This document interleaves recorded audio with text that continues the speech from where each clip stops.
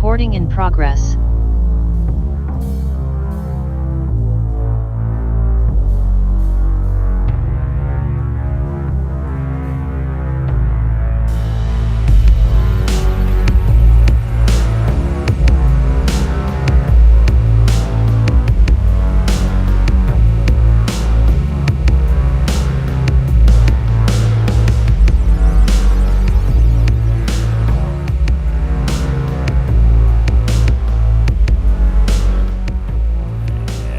Here we go. It's the Jim Fannon Show, live from the Michigan side of Port Dalhousie. Well, usually on Thursday nights at 7 o'clock, but we're doing a live one right here with Josh Denny. He's my guest. Welcome aboard.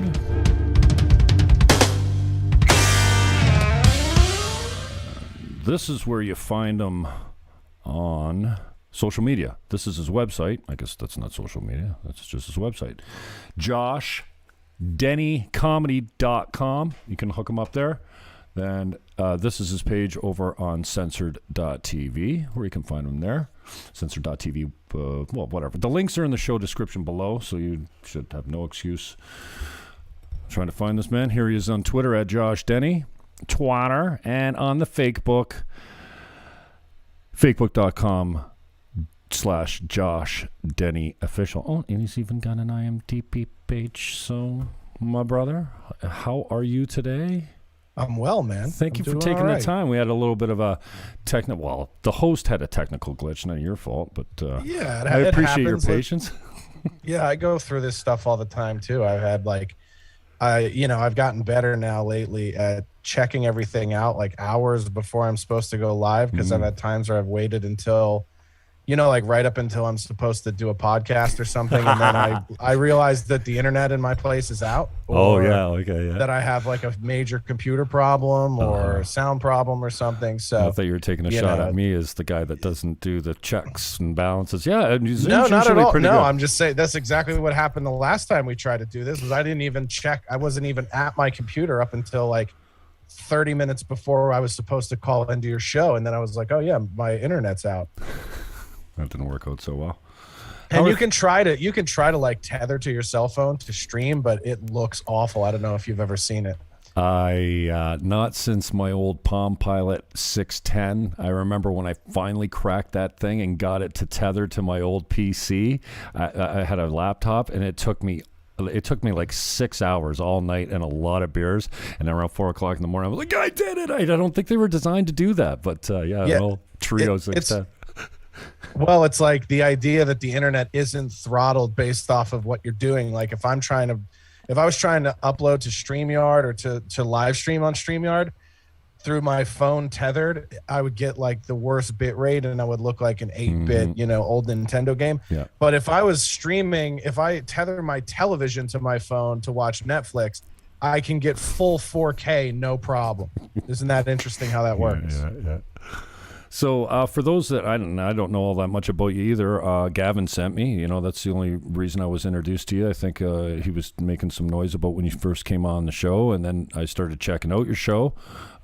It's different from everything else on the channel, which is maybe where you're going for. It's a quality show. I love the, That's the highest compliment you could pay me, because that in the beginning, that is all I set out to do, was to do something different than what's on the network. Oh, so. Nice. I'll take it. Yeah. So maybe you could just spend some time telling us a little bit about like who you are, where you came from, and how you got to where you are now. Yeah. So I grew up in Philadelphia. I was born just outside of Philadelphia. Eagle fan? Yeah. Well, I was for a long, long time, but I got to be honest, the round of personnel changes this last go around really kind of made me fall out of love with Philadelphia as a sports city altogether. Wow. And then, believe it or not, I've always been a hockey fan. That was my first sport. I played ice hockey as a kid and up through high school. And, oh yeah, me too. And I played goalie. I was a goalie. Oh, so you're a special type of human being then.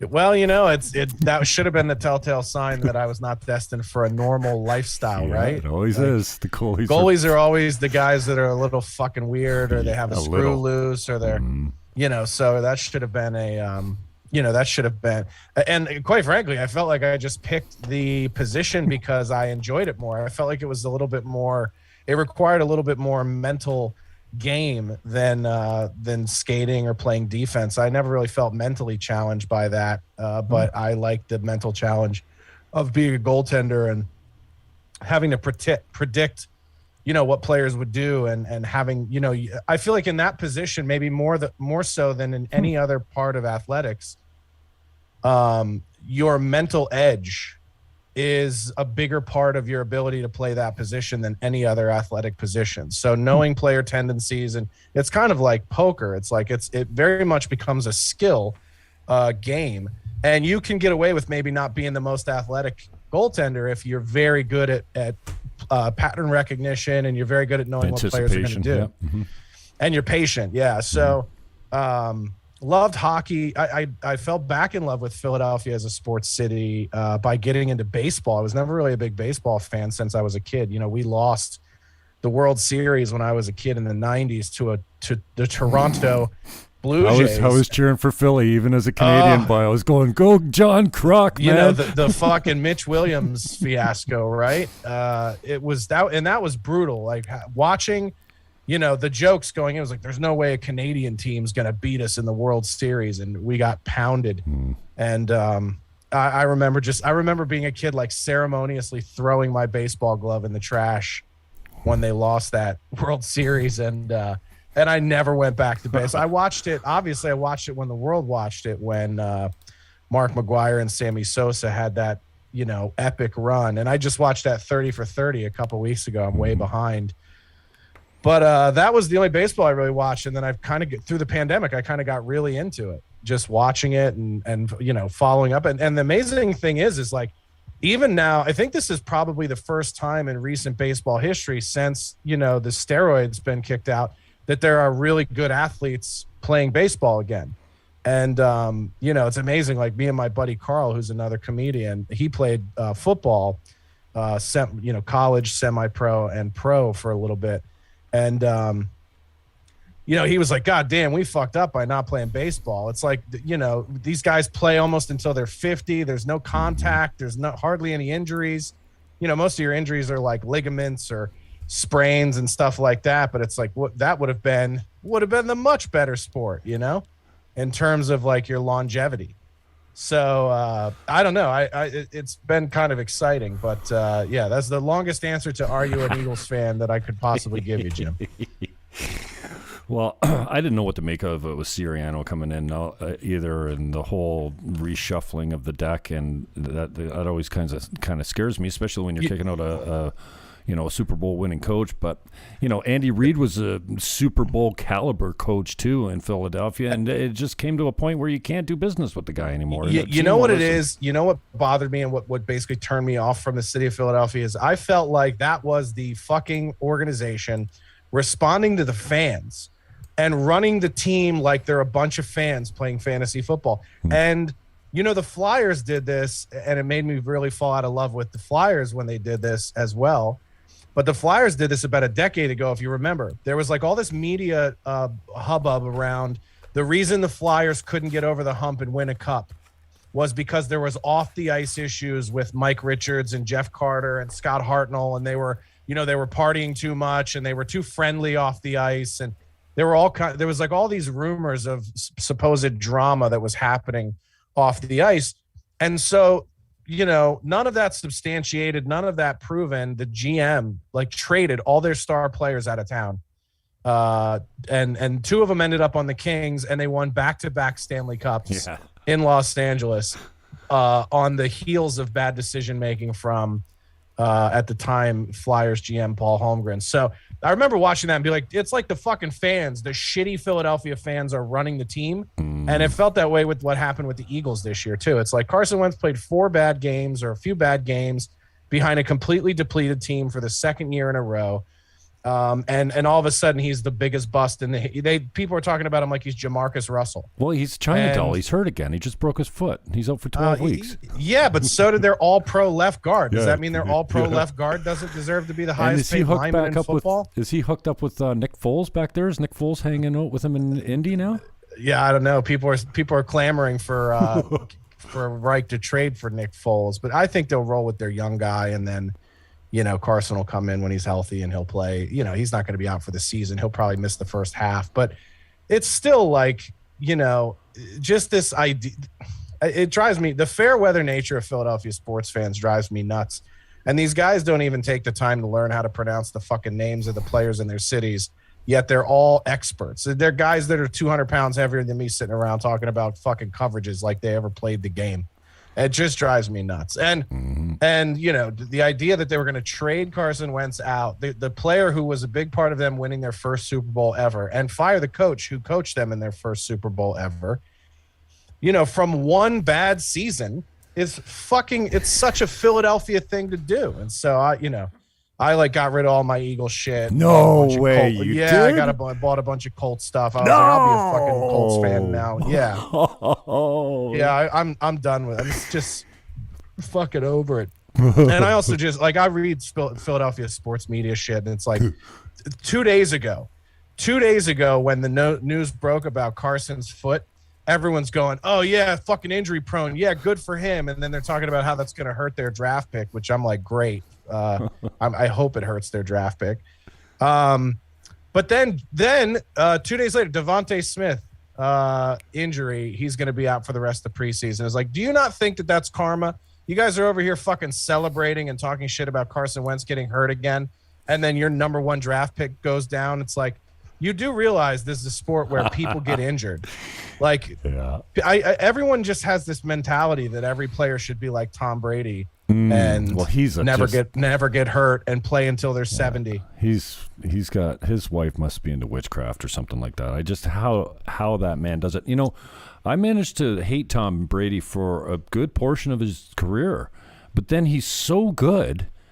And he's so cool, and he seems like a decent human being. I don't know anything about him, but how can you hate a guy that methodically takes 5-step drops, 2 bounces, and then a laser every time? Like that, he's as close to flawless as it gets at that position. You just can't. Well, he's a guy I think who just hacked the system. He figured out how to take care of your body perfectly, how to play the game in the most efficient way without taking hits and without getting injured. And he's always had coaching staffs that buy into what, how he wants to play the game and the system he wants to play. And, people are saying, could he play till he's 50? I think he could.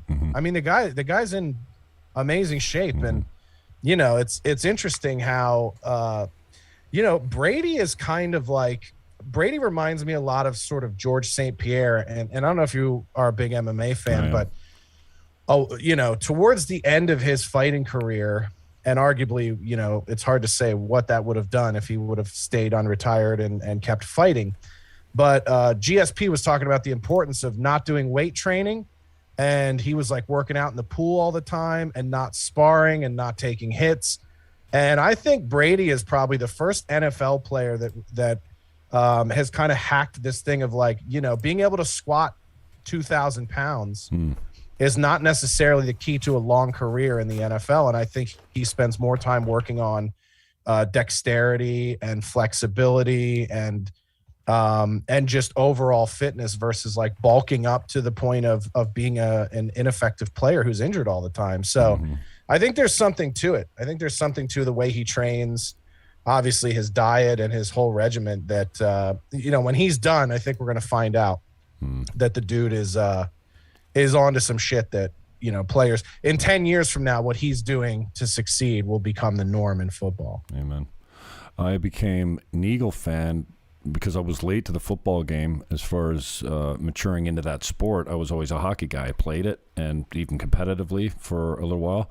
And I was always a Flyer fan. Like I was Bobby Clark. When I was street hockey, I was always played center. Organized hockey, I was a big defenseman on the line, lefty. But those were my boys. I grew up with them, and now I find NHL completely unwatchable. Even a few years ago, the playoffs were amazing, and I got to saying, okay, well, I can only watch playoff hockey, I guess. But I think Bettman's NHL has just become completely unwatchable. Yeah, it's a real sort of finesse game, and live, I still say it's the best sport to see live. But on TV, it's like I can't watch it at all until it's like playoff time. I feel like the game, they did a lot of stuff to like speed it up, but there's so many penalties now, and the kind of fines these guys pay and the suspensions they deal with when they actually do their job and lay somebody the fuck out is like, it makes the game a very pussy game, and it's amazing too, because, you look at guys like Lindros and Yager, and they were the big players when I was a kid coming up and playing. Those were guys that were monsters, and the game was arguably way more physical back then. I mean, obviously Lindros got concussed out of hockey, and arguably could have been one of the greatest to ever play if that didn't happen. But you think about, like, if Lindros or Yager played in today's league with their size and skill, and now you can't hold them, you can't grab them, you can't hit them barely. I mean, those guys would be scoring 200 goals a season. I agree. The problem is that you just there aren't like 6'4", 6'5" killer athletes aren't playing hockey anymore. They're playing football, or a lot of them are getting into MMA very early on. All right. Well, what are you up to these days? Just mentioned how busy you are. I know you're a comedian, podcaster, a writer, actor, lover of food, libertarian. Can't wait to talk about that. I've been watching your tweets there yesterday was outrageous. We'll get into that later. But what are you spending your time on these days? Yeah, most of my time these days I've been spending on the show for Censored next week tonight. So, that's a very time-consuming project, and I just recently started working on trying to get some help on the show. So I got my buddy Corey Adam, who's a comedian, who's coming on to help me write, and working on getting some other producers and stuff, and kind of building out the crew for the show. But I've been sort of like Dick Van Dyke and Mary Poppins for the first 6 episodes.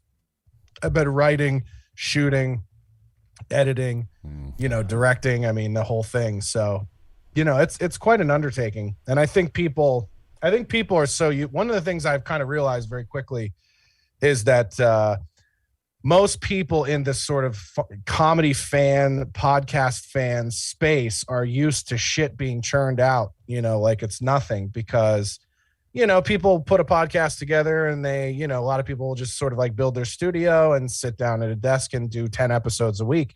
But when you're doing something that's sort of scripted and thought out and requires a lot of editing and stuff like that, it's not something you're churning out 5 or 6 of these a day. And you're basically writing, 20 to 30 minutes of new comedy every week. So in a way, like next week tonight has kind of replaced doing, open mic stand-up for me, because anything that I have in my mind for a joke premise usually results in something that I do for the show.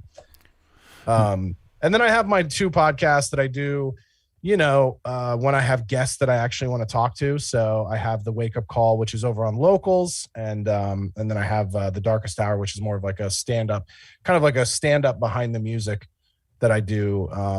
And that's out on all podcast platforms. Are you doing much comedy these days? I guess the clubs are open and running again, or what's going on? Yeah, it's like we had just gotten back up and moving.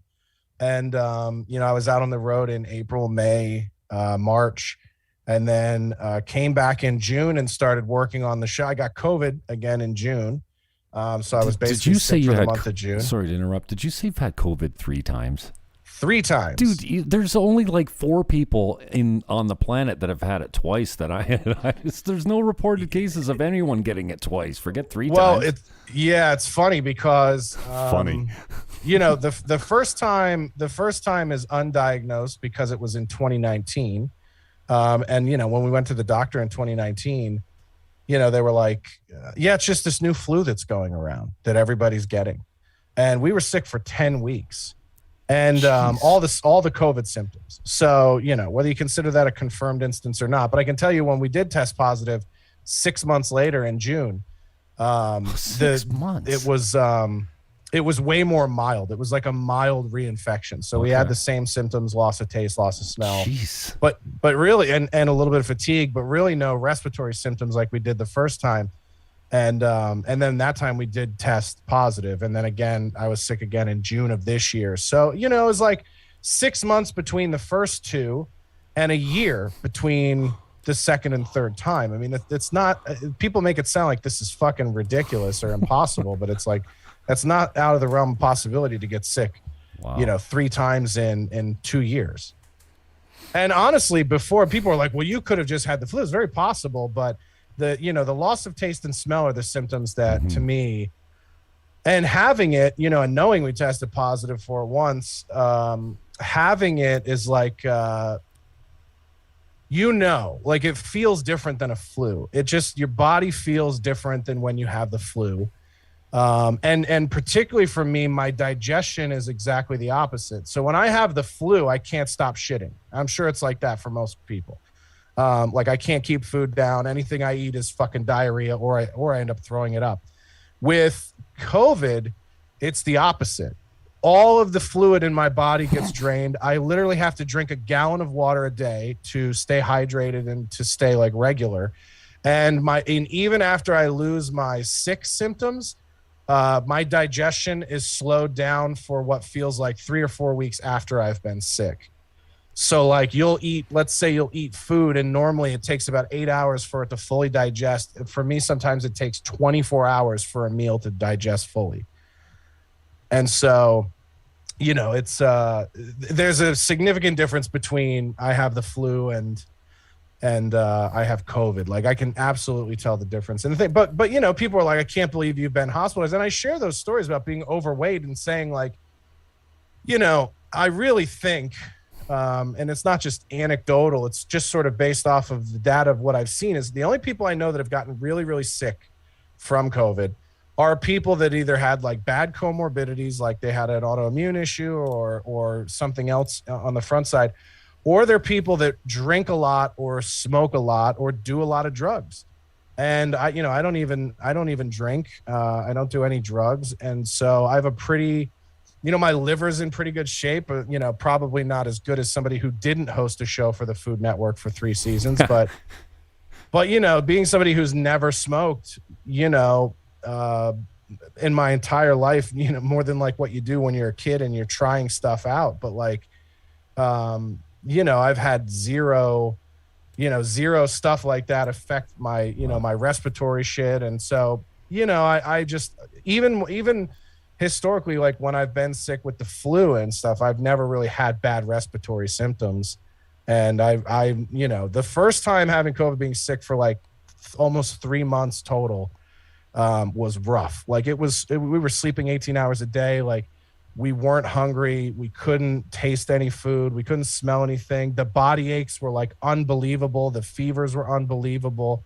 It started feeling like I had strep throat. Like I had a really bad sore throat. And then that didn't go away for like 2 weeks. And then I thought I had mono when I was in my early 20s. And I was like, I know it's rare that you ever have another flare up of this, but maybe I'm having a mono flare up. And I went into the doctor to make sure that I didn't have mono. And then I was like, if it is strep and it's this bad, I need antibiotics at this point because it's not going away on its own. And the doctor was like, your strep test came back negative. It's not mononucleosis. It's probably just this really bad flu that's going around that everybody has. And, this is pre-COVID. And then, you'll have the fucking idiots on the internet come after you and go, COVID wasn't even in the United States in 2019. It's like, yeah, bullshit. I shared the link on Twitter. The fun thing is there's another Josh Denny out there who's the director of this program called All of Us. That's a derivative. It's like a genealogy wellness research division of the National Institute of Health. And he's the CEO of this sub company of the NIH. And he has the same name as me. So when my Google alerts come up, I get everything about me, but I also get everything about him. So everything that this doctor with my name works on, I see come across my email because it shows up in my Google alerts. And they had found in stored blood samples, going back to like September of 2019, people were infected in the US with COVID-19. And they found them in, donated blood, stored blood. They went back and tested stuff and found it as early as like, early fall 2019. So, it's obvious to me that what we're hearing and reading about this virus every day we find out is less and less informed. And, everybody is so fucking diehard about what they believe to be true. And then tomorrow a report comes out and says, actually, we researched it and that's not true at all. You heard a couple of weeks ago, they were saying everyone that's hospitalized right now are unvaccinated. And now you're seeing reports in the last 48 hours, like 70% of the people in the hospital are vaccinated, double vaxxed. So it's like, what is it? Because people right now are fucking fist fighting in the grocery store over the bad information you gave them yesterday. And now you're giving them new information today. And, it's what are we going to be fucking 3 months into a civil war in this country before they realize they go, it was a biological weapon that we accidentally leaked out and are bad.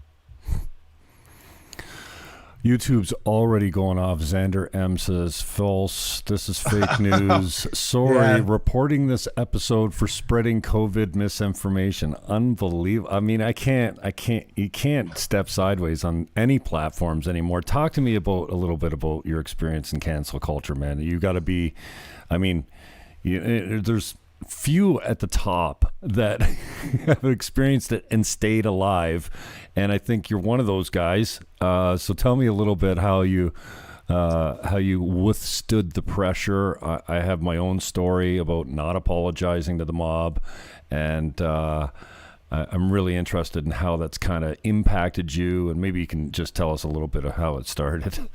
Well, I'll tell you, like, when you go through it, I've dealt with trolling and stuff my entire career as a comedian. I mean, it's just what's going to happen when you are. And listen, like, I've been somebody who's had to deal with being unpopular at different points in my life all the time. Like, when you're born as a smart mouth redheaded kid, your life is not going to be easy. Let's just say I wasn't elected class president and prom king, right. Ever. Right. So. When you're a smart ass redheaded kid who doesn't give a fuck about what people think, you're gonna magnetize a lot of shitheads, and that's never been something that's gone away in my career. You just get more and more used to it. But I think, my experience with cancel culture, going back to the incident in 2018, it kind of opened my eyes to a lot of things. Mainly being that there's a lot of psychology at work behind that stuff that has nothing to do with you or what you said or did. And ultimately it's, as we're seeing right now with, as the cancel culture stuff plays out more and more, like, look what's happening with the rapper DaBaby right now. This dude lost like 10 things, like festival appearances, brand deals. I mean, we're talking maybe like $30 million worth of shit because he said something that, whether people like it or not, is very popular in the black community, which is, black dudes are pretty fucking homophobic, and the black community is very AIDS conscious in a way that, mainstream America doesn't have to be or doesn't think they have to be. And so the thing that's funny to me is, like, people, now we're seeing people just kind of get canceled for being themselves if they're not totally politically correct in every way they are. And so for me as a comedian, it's like, well, that's not ever why I got into it. I never got into stand-up to be like the most liked or the most popular or the easiest to digest and swallow for people. So, you're going to deal with your share of hate, and you just have to be strong in your convictions. And you just have to realize, like, you can't be canceled unless you quit. Like, you can be canceled, or people can try to cancel you or try to make your career hard or your projects hard or whatever it is. But the only way you're a failure is if you decide to quit on yourself. And most of the people that jump in the comments or jump in chats or troll the shit that I do, like, these are people that have never done anything in their entire fucking lives. They're losers. And there's this weird thing that people have now where if, like, they don't, like, secretly want to fuck you, if you're not the object of their affection, if you're not the coolest guy, like if you're not Tyler Durden, to use a reference to my favorite movie of all time, if you're not their idea of Tyler Durden, then you don't deserve to be famous or have any success. You don't even deserve to be happy or comfortable in your own skin, because they are not. So, that is really what drives a lot of cancel culture, is this idea of, like, well, if I don't think you're my messiah, I'm going to do everything I can to make you feel beneath me. And it's up to you whether or not you let that work. You just have to decide if you're going to give a shit or not. And you know what you see is the more you don't give a shit and the more you keep going, the fucking more these people turn it on, and the more these people try to, interrupt and fuck with everything that you're doing. And you just have to rise above it. Do you feel the impact of the boomerang effect? That I know that when, my local town here during COVID, it was slow time. I called a politician an unfriendly term. Keep in mind, this is a radical far lefty, my body, my choice up to 9 months politician. And I said something rude about her. I called her a name, and it wasn't great. But then you put me on the cover of the local newspaper. And then, someone comments on it. The local regional chair makes a comment about the incendiary comments of a local podcaster. And I get pushed to the top of the news cycle again. And the hate mail goes on for 45 days. They couldn't have done better advertising for me. They drove people to a Rumble account that was just a stopgap while I was canceled from my big YouTube channel. For me, it was big. And the things that, I don't know, 4,000 views on Rumble or whatever that. So it's like you guys are the haters are my best salespeople. Yeah, I mean, you find that it's like, and the other thing you have to realize is like, again, like I said, the only way it really affects you is if you let it stop you from doing what you're trying to do, because every business, no matter how hard it is to get off the ground or how many obstacles you face, like every business has an inevitable tipping point that it can hit. And the real trick is just not quitting until you hit that tipping point. And, it's amazing because I've gone through different moments in my career where I thought like, oh, maybe this is the tipping point. Like when I got the TV show in 2016, I was like, oh, this might be the tipping point. This might be the thing that puts me over. And then you realize like it takes a lot of those kinds of things. Like it takes a lot of things before you can hit a tipping point. And you just have to, keep your head down and keep moving forward and figure out your niche. Like the way I look at it is, today in 2021, the fans I have that are supporting what I'm doing today are far more engaged and far more fun than the fans I made from having a pretty vanilla TV show on cable in 14 countries 4 years ago. Like I had bigger numbers then, but they weren't cool people that were really engaging with what I did or even like the kind of stuff I wanted to do. And so, it just kind of brings you around a little bit more. I think the more you do these different things and have adversity or fail at them, the closer it gets you to what you actually enjoy and what you want to be doing. And the show Uncensored to me is like, it's the most fun I've had making anything, and I detest podcasting because it's everywhere and everyone does it. And there's fucking millions of them. And, it's very rare I watch a podcast and I go like, oh, cool, this is different and fun and I like it. Like the new podcast I'm into is a podcast called Are You Garbage? And it's a couple comedians out of New York who bring other comics on and just ask them questions that are sort of designed to find out if they were, white trash or whatever growing up. And it's just fun. It's the simplest, funnest thing. They're funny guys. And it's one of those ideas you go, oh, fuck, why didn't I think of something as simple and enjoyable as that? And, it's just not, it's, everyone doesn't fucking hit it out of the park on their first go. Sometimes you got to do like 20, 30 different things before you find the thing that works or that you really enjoy. So I just keep doing, I try to focus on the stuff that I'm enjoying the most at the time and put everything I have into that. And then, I guess the answer is I think I try to work on things that I'm passionate about instead of this sense of obligation of like, oh, I have to do this podcast every week. It's like, well, if the guests suck, I don't want to do it. Or if the, or if there's really nothing to talk about, or if on the flip side, maybe there is something to talk about that's been talked to death, like in January when the fucking insurrection or whatever they want to call it happened. That was like every podcast discussion for a month. Yeah. And I was, it would get to the point where I would like go to hop on and do my podcast, my political podcast for locals. And I was like, I don't even want to fucking talk about this shit. Like everyone has said everything that ever needs to be said about this. And it's for me as a creative person, that's a tough, that's a tough emotion to fight because that can keep you from doing anything at all. Like you could look around and find enough stuff to keep you from doing anything because you're just like, everything's been done.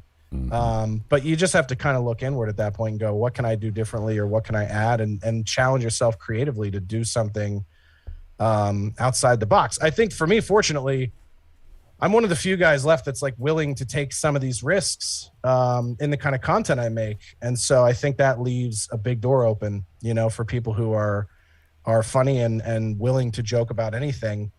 And, you know, there's not a lot of competition in that space these days because everybody's become pussies about the stuff they're willing to make fun of. Well, it sounds like Censor.tv's kind of lit a creative fire under your ass, for lack of a better term, and keeping you accountable. I know, you know, he must have a pretty good income set up. As far as I know, he gives you a piece of the subs if you use your codes. I'm not sure if you're promoting that or whatever. I'm not sure that he's paying on a per episode basis. But, man, I mean, at 25,000 subs now, he's doing all right. But how are you generating, like, if you're not doing stand-up, you're not getting paid to play clubs or do venues, where are you generating cash from? Just off merch and donations? Or, like, how are you making a living? Yeah, locals is a big part of it. So I have like a few hundred contributors on locals. I don't even know what my numbers are at now. We're not quite to 300 members on locals yet. But, you know, locals is a big way.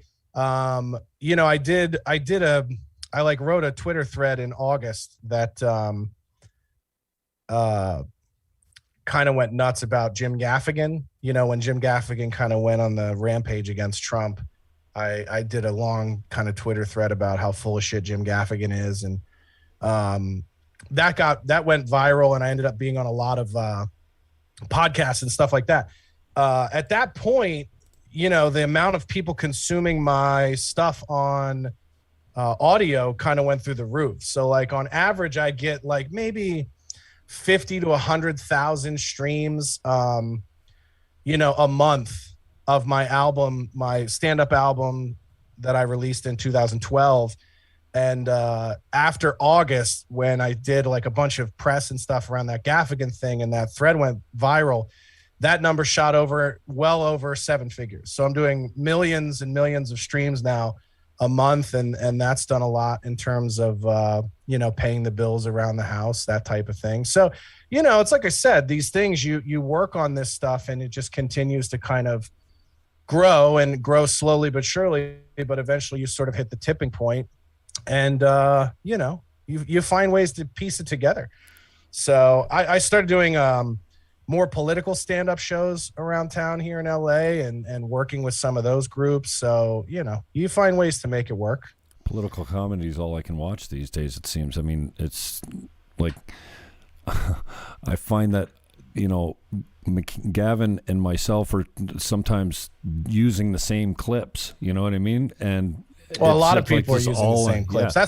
That's kind of the difficult thing with being on the conservative side, is that, you know, everybody's like looking at the same shit. So, you know, the other thing that's kind of tough for me though with like Republicans is there's still this very pro-clutchy conservative side as well, where, you know, I'm ultimately, at the end of the day, I'm a free speech over everything person. And so, you know, it's amazing to me that there's sort of like this new, I think, libertarian fronted push in conservatism. But then you'll go to these conservative events and there's still like 60-year-old Reaganite Republicans who clutch their fucking pearls when you mention gay people. And it's like, what the fuck are we doing? We can't make fun of anything anymore. Is this the Freedom Party or not? Like, what do you guys like? And the funniest thing is like, I do this bit now in my act that I wrote about, and maybe you saw the episode I did with Gavin. I was telling him about going to the eye doctor, and the eye doctor was like this flaming gay guy who was like, you looked at your eyes, then I think you might have a brain tumor.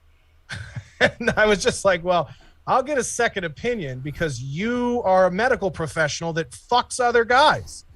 And so I do this whole, like, I don't give a shit if that's your life choice, but it's definitely straying from the core literature of your profession.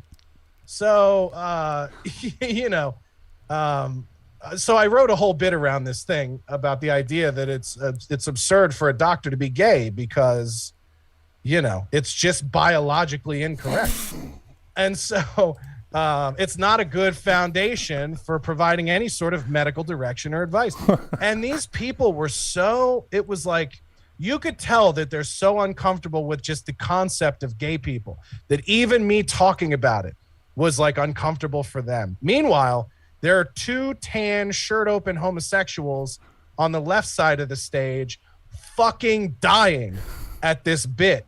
And I'm just like, look, the faggots like it. What is your problem? And, and then, of course, then you have the hiding in plain sight Republicans who are like, don't say faggot. We only use that in our homes at the dinner table. Like, it's just wild to me that, to me, like, this new push for conservatism is really about individualism and individual responsibility and individual freedom. And there's still people, that's why it's hard to be like, I'm a conservative, because a lot of what is still conservatism today is very foreign to me and not what I'm about at all. Does that make sense? Yeah. I wonder what you're focusing. Are you focusing just on political stuff these days with the new show Uncensored? Because, I mean, what you do Uncensored, I find really unnatural for me.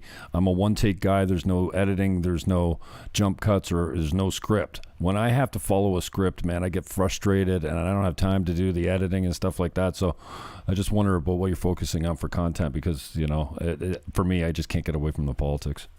Well, that's what's beautiful. Is like, yeah, there ends up being a lot of political stuff, because the show started as a way of kind of mocking current events news shows. So there is still a lot of politics, but it's really about whatever I want to talk about. And to me, it's kind of like my favorite way of doing stand-up is kind of how I do the show. Like, the show is not scripted word for word. The only thing I script out in the show are the headlines. So those I write like monologue jokes. And then, of course, like, I'll do alts. So I'll do different takes, and sometimes I'll laugh in a take. But for efficiency's sake, the jump cuts exist in those segments, because if I flub a line, I just keep rolling and do it again, and then cut in the sections that, are executed, the takes the way that I want to do them. So sometimes you'll see me get all the way through something without a cut. Sometimes there'll be 10 cuts because I keep adding and ranting and doing different stuff. So I kind of just roll and riff and then cut it together the tightest way possible that I think is funny. And that's, to me, the purpose of the medium. Like, you don't get to do that in a live stand-up show. You don't get to do it over or take it again or go, oh, I just thought of a better tag for that joke. So that's basically what I'll do, is I'll take everything else as far as like the rant segments. So future years, or future wishes. And what's the other one that I do? These are changing for season 2. So I'm like, I got to go back to season 1 of what the segments are. But the 2 segments I do, in addition to the headline segment in the show, are really just rants. So I'll just say, this is the topic I want to rant on. I might have a few bullet points listed out that I want to hit. And if I have like a joke in my mind that I want to do, I'll throw that in there. But really, it's just about kind of like workshopping premises based on things that I'm interested in or want to rant about. And then I just kind of grow from there. And the thing I find is that going through the performing it process in front of the camera and then going through the editing process, it's almost like, it's like doing an open mic times 20, in the sense of like, once I go through performing a bit and then editing the bit for the show, I have the bit in my head. So now, if I want to take one of those concepts into stand-up, it's as tight and as workshopped and as rehearsed as it can possibly get, because I've gone through and cut it and edited it and got the wording just right. And, sometimes I'll pull the footage and I'm like, fuck, I got to go reshoot that entire thing. So I'll go back and reshoot a segment if something is funny or whatever. But yeah, I mean, it is to me like it's stand up in a way, but it's also taking advantage of the medium of having the ability to edit and then also to use visual punchlines, because you don't have that on stage either. So sometimes the punchline is just the video clip, or it's just the picture that appears. So there's a lot of different things you can play with in that medium that you can't do in stand up. And so for me, I like NWT because it scratches that stand up itch and allows me to do something that's, I feel, more like stand up than podcasting. Wicked. You're, I saw maybe an interview with you where you were indicating, you try and use the presuppositions of your audience against them. Yes. I think, tell me a little bit, because I just found that like the joke you laid out was, I don't know if I heard the whole thing, but it was hilarious. Tell me about that. I'm assuming you're referencing the joke about slavery. Yeah, that was So that was an example of it, I think. But do you do that often?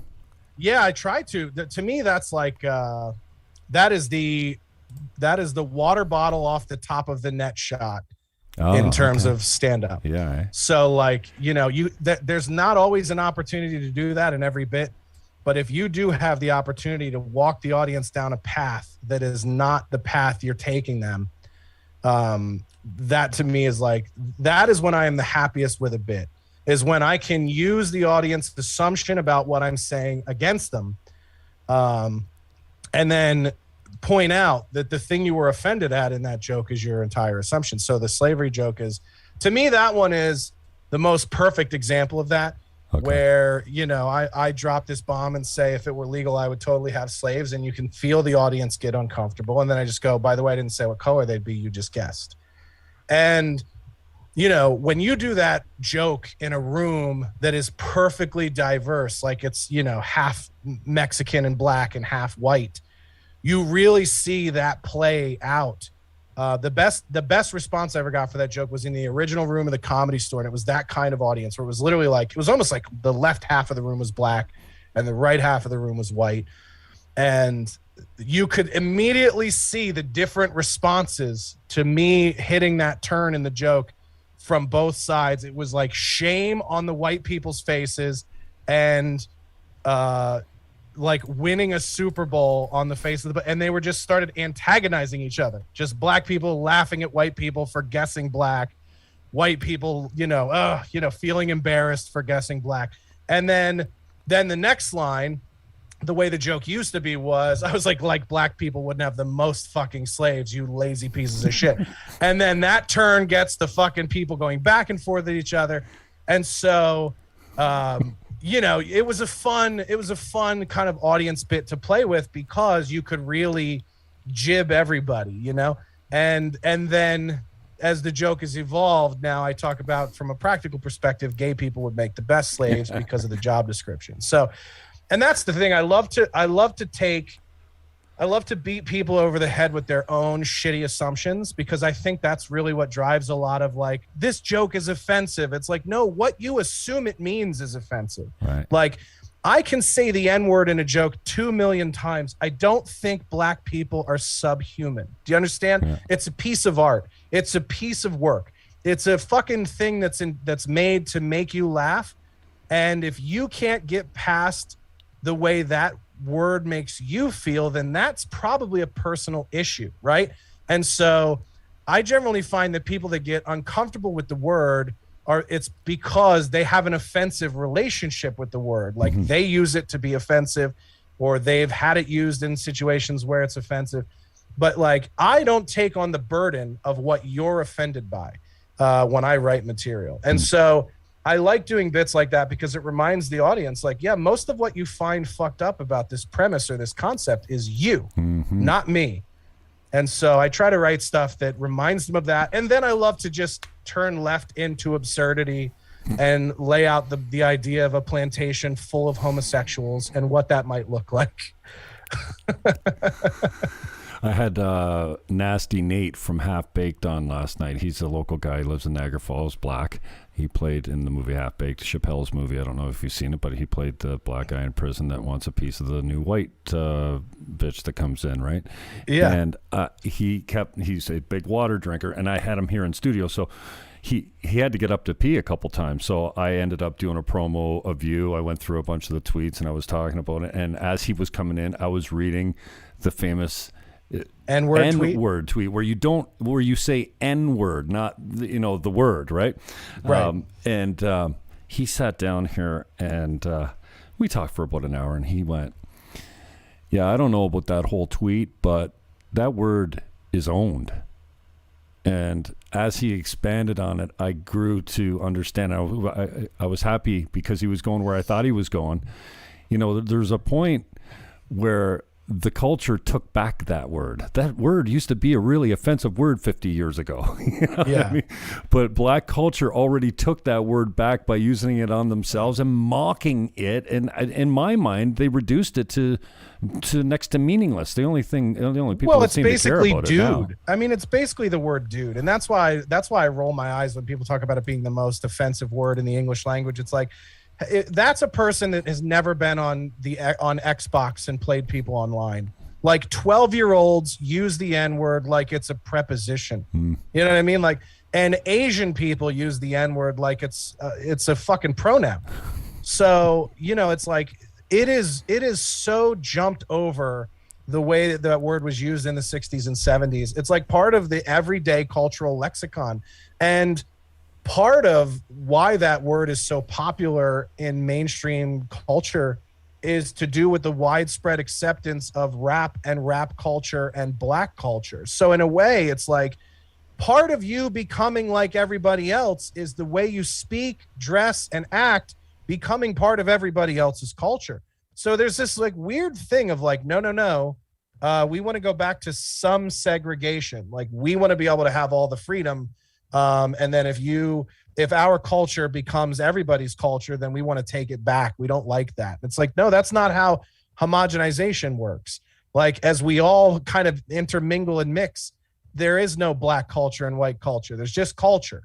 And there's this weird thing of where people are overprotective of their culture when it comes to things that they can pretend to be offended about, rather than just like, if I were a black rapper and kids were screaming the N-word in my songs, I'm like, dude, that's fucking cool. That is cool that word to them is just a song lyric and not a thing that was yelled at my grandmother when she tried to go to college in the 60s. You know what I mean? So like, I just think it's such a weird thing to, you know, look at how far gangster rap had to come to where like they were trying to shut it down in every city in the 90s when NWA was touring. And now you have total freedom to make whatever kind of music you want. And not only do you have the freedom, but it's widely accepted and highly commercially successful. And so to me, I think back to that Kendrick Lamar thing. It's like, if you don't want white kids saying the words to your songs, then don't let them buy your albums and see how well you do financially. You know what I mean? It's like, but if you're going to make money off white consumers, then you have to realize that they're going to digest your product. And some of that is going to be your culture and the culture that you promote. So, you know, it's annoying. But I think we're going to come out the other end of it. And I agree with comics like Ari Shaffir. I think we're headed back towards this sort of artistic and cultural renaissance where we're going to be like anything goes artistically again, because I hope you're right. The feeling on the ground is that people are just fucking tired of people pretending to be offended. And so I think people now, it's almost like thrill seeking. I think people go to comedy clubs hoping to hear the most offensive shit that they've ever heard in their life. I think they tune into shows like the one I do Uncensored because they want to see like how fucking far will this guy push it. And you know, I hope to be at the front of that as it turns. And I might be a little early by 10 years or something. But isn't that the beauty of being behind the paywall? You don't have to worry about saying the wrong thing and the censors coming down and the second strike and the 30-day ban and all that kind of stuff. None of that stuff. And it actually makes me not want to do things on any other platform for that reason, because you have total, you know, what are people going to do? Email Gavin and tell them that I'm being inappropriate on the show? He'd laugh. He'd read their letter on his show and laugh at them, and probably call them a fag. You know what? He's one of my favorite products right now because he's genuinely funny. I think he's got a level of honesty that just is unmatched these days. So talk to me about the product that you see out there. And I'm not in comedy, but it must be frustrating seeing Instagram and TikTok stars be booked for comedy shows when they've never told a joke in their life. I mean, you got to go through the fire, don't you, to be a comedian? Yeah. Listen, we went through this many times, particularly in Los Angeles. Like when YouTube first came out in 2006, I was like right when I started being a stand-up. And there was this comic that we rolled around open mics with, a student named Asa Thibodeau. He was the unfunniest black guy in the entire Minneapolis comedy scene. Okay. And he had the foresight to shoot little sketches, put them on YouTube. And he got these two other comedians in Minneapolis to do one with him called the Ghetto Whopper Freakout. And so I don't even remember, they had these Whopper Freakout videos back in the early 2000s where they would take the Whopper out and then they would like do like a hidden camera footage of people being like, what the fuck you mean there's no Whoppers? So they did an all black version of this, which was really funny. And it was one of the first like viral YouTube comedy videos. And so this guy who was like the least funny dude in the scene, who knew how to shoot stuff and upload it to YouTube, became the richest fucking comedian in Minneapolis in like a year. He just kept making sketches and doing different stuff. And got to a point where he was making like, oh man, I can't remember the numbers, but at one point he was making like 6 figures a month on YouTube advertising. And this was back when like YouTube was paying out something ridiculous, like 6 cents or 10 cents fucking per view or per click. I can't remember how the AdSense worked back then, but this was very early YouTube monetization. It's like 2007. And so that was my first taste of like, oh, the funniest guy is not always the guy who makes all the money. And then that continued like with Vine. You saw it happen when Vine got really popular about 10 years ago. You know, comics started losing club dates to Viners. And these are people who had like maybe 10 minutes of stand up from doing open mics, and now they're doing an hour. And some of these guys were just literally playing their fucking Vines on a projector behind them on stage, and charging like $100 a ticket. So TikTok is no different. Like, and by the way, there's some really funny people that come out of all of those things. Like, you know, there are people that popped in the Vine time that survived because they are genuinely talented and funny. Same thing will come out of TikTok. But at the end of the day, like, you can't control any of that. You can't control who pops, who makes the money, whatever. All you can do is make the kind of shit that you like, hope to make fans that like it as well, and then just try to grow that thing as steadily as you can. And that's all you can do. You can't really. So yeah, I don't spend any mental energy on like, oh, this guy's getting this or this person's getting this.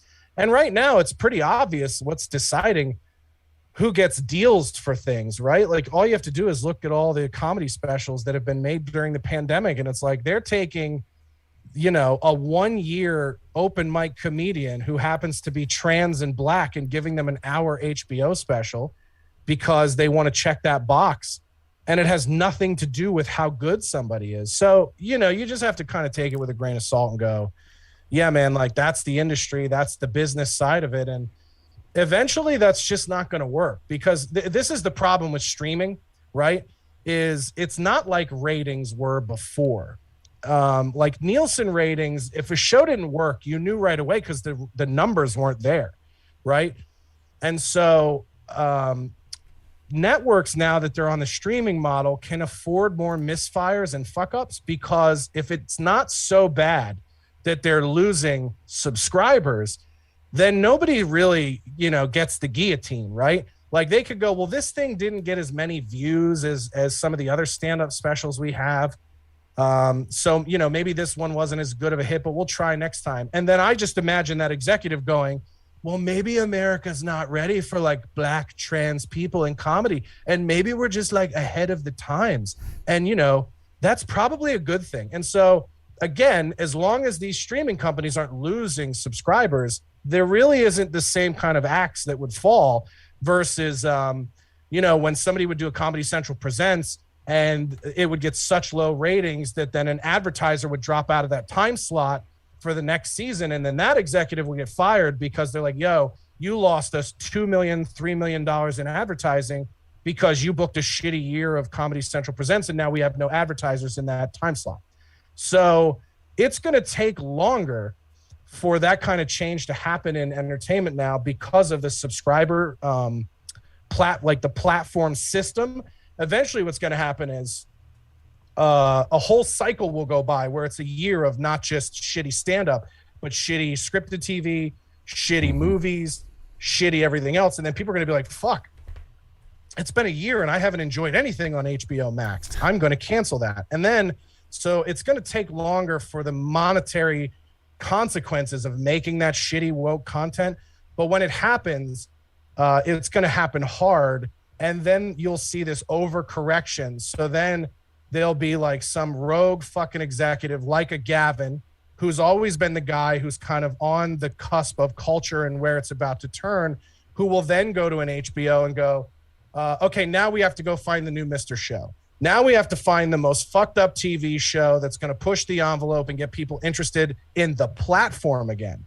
And then that's when you'll see it turn. So everything, it's just like fashion. Everything is cyclical. And eventually, like, really edgy shit will come back in vogue as well, because some streaming company is going to need to diverge to not lose subscribers and timeshare. Do you read the comments, bro? I can't see comments on anything. No. I'm just on. No, your do you Zoom. read your own comments? Do you banter? Like, I mean, you were sometimes. Yeah. Sometimes. Yeah, it depends on who it is. Like, it takes me 5 seconds to realize usually if somebody's like a longtime troll, or if someone's like genuinely a fan who like is just giving feedback, or somebody is a Karen, for instance, who's just fucking commenting on something she knows. It's funny because about. The Karens on YouTube that are commenting right now saying they're going to report the show are still commenting. Like, they're still here. If it's so offensive, what are you doing here? Is it rage watching, or like? Yeah. Well, that's the thing is, like, you could listen. You could probably create a psychological practice or a psychiatry practice around people who fucking consume shit they hate on the internet, because that is you talk about a pandemic. I mean, there are entire shows that are just, this is what I hate and I'm sharing it with you, and then other people tune in and go, I fucking hate that too. And it's really interesting, because hate is not that different of an emotion than love. I wish more people would acknowledge their own hate, because I see where mine is directed. I like where it's directed. It's directed in very specific places, but and I think that's what the frustrating thing was with Trump. For so many people to look at him and go, well, I'm like that guy. I'm a Trump in my own weird, perverted way, because we're all humans. We're more like Trump than we are different than Trump. So I just wish that people would start out and go, you know what? I got a lot of hate. I'm trying to deal with it. But they just hate, and then hate on the people for being hateful. It's funny because it's like Madonna sitting at the Women's March saying, I think about bombing the White House every day. He's just doing what Trump's doing back to him. I don't get it. Yeah, hate is an interesting thing, because it's transcended beyond, like, here's how I compartmentalize hate. If I look at somebody and my immediate reaction is I fucking hate this person, the next thing that I do is I go, why does that person evoke this emotion in me? And it's usually pretty easy. Like, I'll give you an example. A famous person I fucking hate is Demi Lovato. I can't stand her. And I can't stand her because you said at the core of Themi, right? Yes, Demi Lovato. Yes. At the core, what I hate about her is that she reminds me of so many fucking women that I dated in my 20s. Like, they are, self-centered, dishonest, have an overblown sense of self-importance, like have complete blinders on in the world. And so, the as much as like who she is not good in my mind, it's also not a realistic factor for me to ever encounter. It's like, so you have to realize, like, oh, I don't hate Demi Lovato. I hate every girl like her that has ever fucked my life up. And so, I think of the same thing when I look at, Oprah Winfrey or Whoopi Goldberg when they're ranting. I'm like, why? How can I hate a person? Like, how can I feel such strong negative feelings for someone I don't know? And you're right. It's just what they represent, I think. And all it is a projection of what I think she represents, right? And it's so you have to realize it's the same for you. It's the same for me. Like, the people that hate me, that have never met me, they don't hate me. They hate whatever I represent in their life. So they hate me because I'm the guy that they work with that has gotten promoted over them that they don't think deserves it, or I'm the guy that annoyed them in school when they were a kid, or it's whatever you represent there, or you're like a reminder of their unhappiness at their lack of success in life, or whatever it is, or their fear about failure. Like, I'm a guy who's pretty open about how comfortable I am with failing. Like, you know, I'd rather try everything and fail at most of it than be too fucking cowardly to take any shots in life.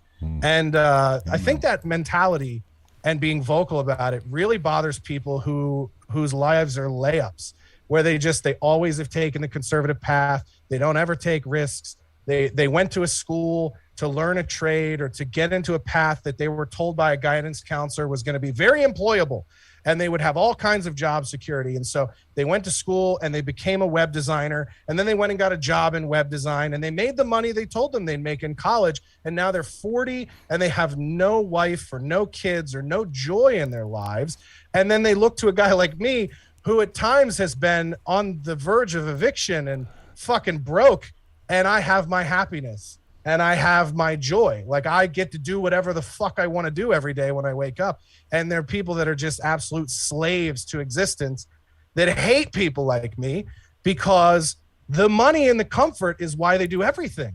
And for someone like me to just go, I don't give a fuck if I don't make any money at this, that infuriates them that somebody could have that mentality. And so, you know, it's just, you know, it's to each their own, right? You gotta reconcile. If you are unhappy with that in your life, do something to change it. And yeah, I know when I left corporate America for good a few years back and knew that there was no going back to it for me, I had to make peace with that really quickly and say, listen, it's this path, or you have to find out how to delete everything you've ever done and quit entirely. Like, you'll never be able to go back to, like, I have a day job and then I'm also a volatile comedian. So, you know, people just have to make choices, and you have to, you know, be the one who puts your head down at night, happy with those choices. And I can't, if I represent somebody's disgust for the choices they've made in their lives, I'm glad it's me. Because it could be a lot of people, right? Yeah, man. Bro, I appreciate your time. Just on the way out, who are you grooving with? Who is making you laugh these days? Who you finding entertaining? Who you teaming up with? Who you working with? Who's your boys? What are you doing? So I mentioned the Are You Garbage podcast. I think that podcast is hilarious. I really like Ryan Long. I got to shout out, you know, my favorite New York comedians, friends of mine, Gino Bisconti, Aaron Berg, Chrissy Mayer, all the Compound cats over there that Chrissy Mayer's doing a really nice cool job stuff with interviews these days, man. So good. She's such a good interviewer. I just know, as soon as she interviewed Gavin, I mean, I think I had been exposed to her before, but she was really, you did a good job with Gavin too, because it's tough, you know, like if you got someone, you know, it's tough not to do the whole bit that everyone does with them, you know, so both you and Chrissy were really fresh with Gavin. I appreciated that. Yeah, the thing I like the most about, and Gavin is a big one too. I mean, that's one of the things I hate being on the opposite coast from Gavin, is that we can't do as much stuff together in person as I wish we could, because, you know, like we are very much like comedic, you know, we're sort of like a weird comedic Gemini in the sense of, you know, like joke wise, we can, when we're together, we can like finish each other's fucking bits and sentences and thoughts. Like, he is very much like, comedically, we're on a very similar wavelength in terms of the way we see the world and the way we see what's funny. And you like, the little bit of time we spent together, you know, we'll fucking rile each other up because, you know, he'll make a joke that's like completely off color and completely well timed, and then I'm like, fuck, I gotta do one, you know what I mean? Like, and so it keeps you on your toes. And he's sharper than like 90% of people that do stand up in terms of like being able to have the perfectly timed horrific fucking thing to say at the right moment to make everybody laugh, and not being afraid in doing that at all. And the thing I like the most about Gavin is and he's never like said this to me, it's just in how he talks about his friends and how he talks about people, the time we spent together. I've always said the grossest thing one person can do to another person is make them feel embarrassed for who they are. And I feel like Gavin treats people the same way, right? Like Gavin will never make you feel embarrassed for who you are unless he's absolutely just trying to do that, right? Like, unless that's the bit, right? But he would never, like, if somebody made a fucking joke organically that bombed, he would never be like, dude, you have problems. Like, he would never talk like, you have to reconsider your entire, like I've always said that the grossest thing like a woman can make you do is make you feel embarrassed to be yourself. And that's the thing I like the most about Gavin is no matter the company he's in, because he could literally be standing in a fucking herd of Mexican laborers, or he could be in a room full of business people, and he's a guy that just makes people feel good about being themselves and makes them have fun. And for as the funniest story I tell people is my buddy Sean, who went with me to visit Gavin when I was on the East Coast.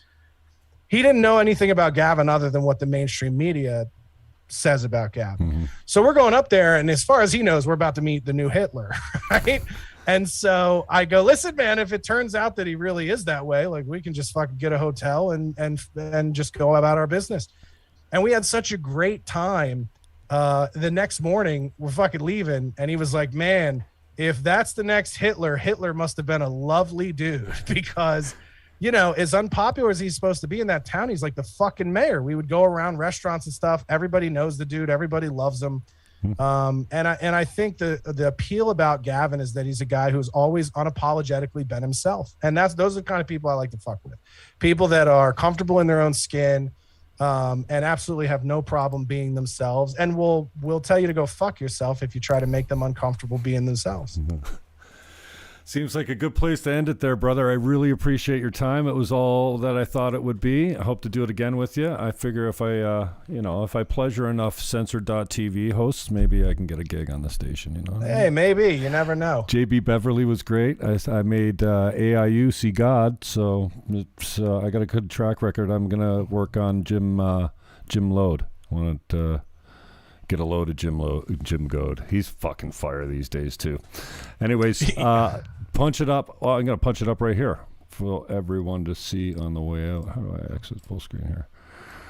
Yeah, the contacts are here. Here's the website, joshdennycomedy.com. And the links are in the show description below. So there's the Twatter. There's the Twatter tweet. Straight white male. Forever known for that. Dude, tell me just on the way out a short story about trying to be canceled, a show you left how long ago? Oh, yeah. So my favorite part of Twitter. It's one of the best long-running bits on Twitter. Yeah, there's still... dude, I went to check it out. Sorry to interrupt, but the amount of bots saying the same cut-and-paste program, tweet is amazing. So they actually have a bot farm dedicated to trolling you? And getting you canceled. I don't know about that. I haven't seen that, but I've I don't seen know. Multiple accounts with the very same message, and they all look like new accounts. If that's the case, it's probably something I've blocked and I don't even see it or muted or whatever. So, the funnest thing is, I leave that in my bio, specifically because it immediately lets me know which complaints to throw in the garbage can. And it also to me is the greatest ridicule of cancel culture, because people will I'll tweet a fucked up joke, and then people will come to my profile and look at where I work. And here's the thing. If you knew anything about Gavin and Censored, you would read that and immediately go, there's nothing that can be done here because this person is behind the most radicalized firewall on the internet, if you're listening to the mainstream narrative, right? But instead they just see Food Network and they go this is something I could get him fired from. And they just start tweeting at the Food Network immediately without even doing a simple Google search to be like, oh yeah, that show came off the air in 2018 and there's no point in tweeting at Food Network. And I would be so quick to say that the Food Network probably gets more mentions about me 3 years after I left their network than any of their current talent by name, because that happens. Every time I tweet something fucked up or something people don't like, they're automatically in at the Food Network, trying to get me fired from a job I haven't had in 3 years. I'm just reading your tweet from, what was this, yesterday? August 2nd. Finally broke down and got the vaccine today, and it turned me gay. What the fuck? Dude. I gotta put you on notifications, man. I've been sucking everyone in sight. Oh my god, I should have looked at this earlier. This could yes. Sometimes like, you're getting and sucked. this is Oh my god.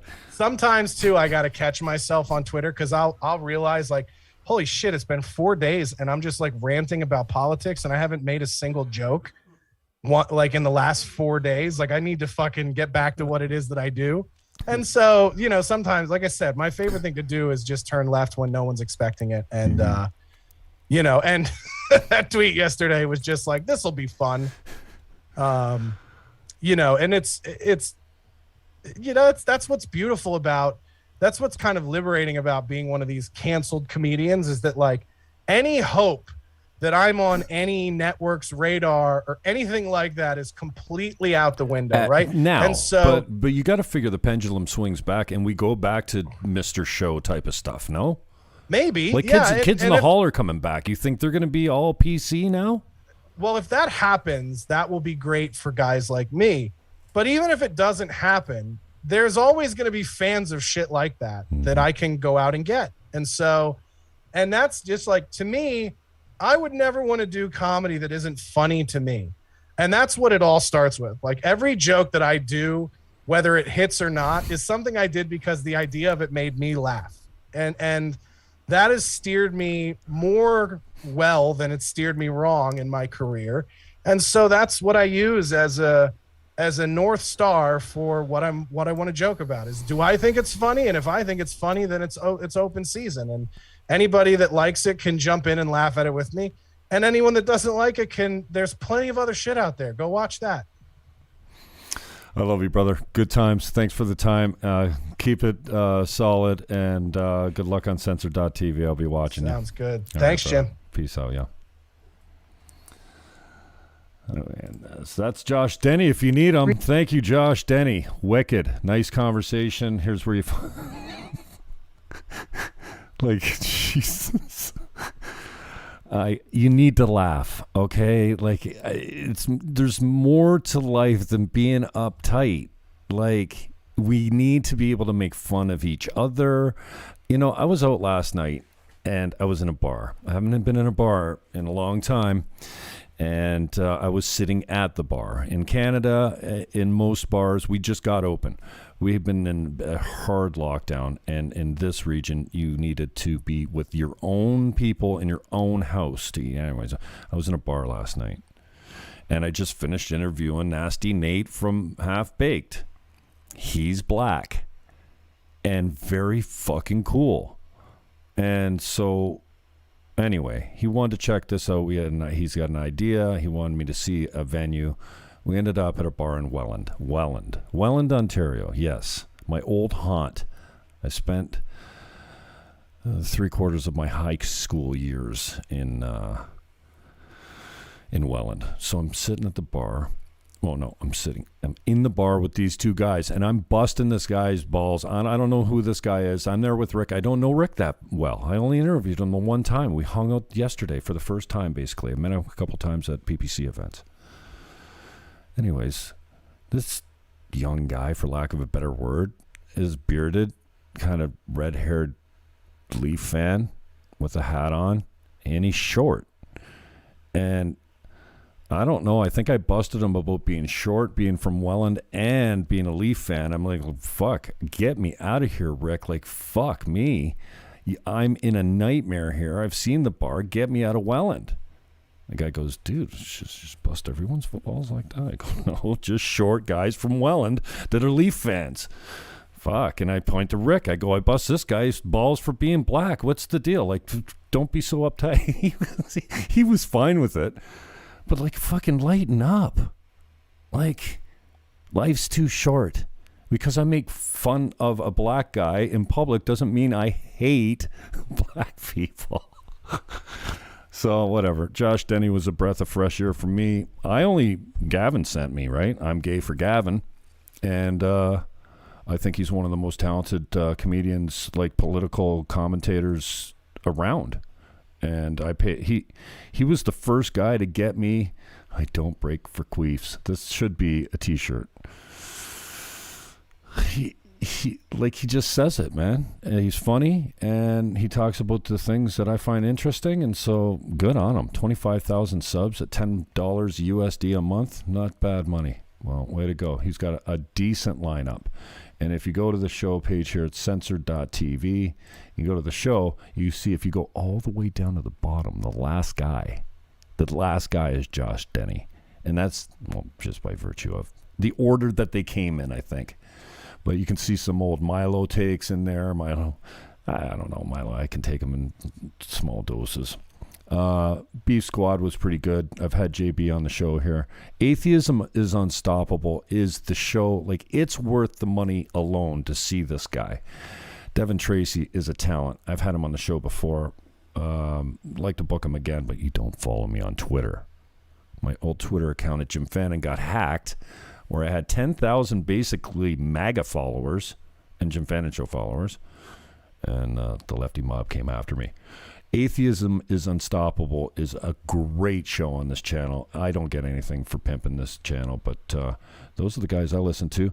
And then Kumia comes on with Gavin on Wednesdays at 5 p.m. They do a 1-hour show. It's called Compound Censored or something like that. The Spiel, I've checked that out a little bit. She's a delight. Wow. Isabella Riley. Hi. My name's Jim. She's sweet. Gavin Wax is pretty solid too. I haven't seen their stuff in a while, but anyway.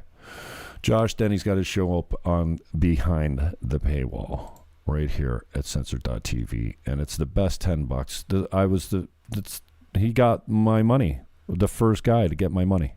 I've never paid money for anything before. Now it turns out, what else am I on now?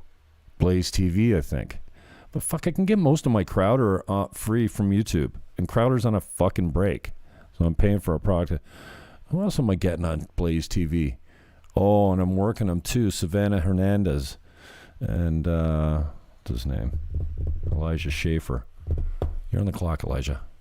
Get on my Zoom call. Here's where you find me on the fake book. Oh, Facebook we did not go out to Facebook today. So I don't know what fucked up.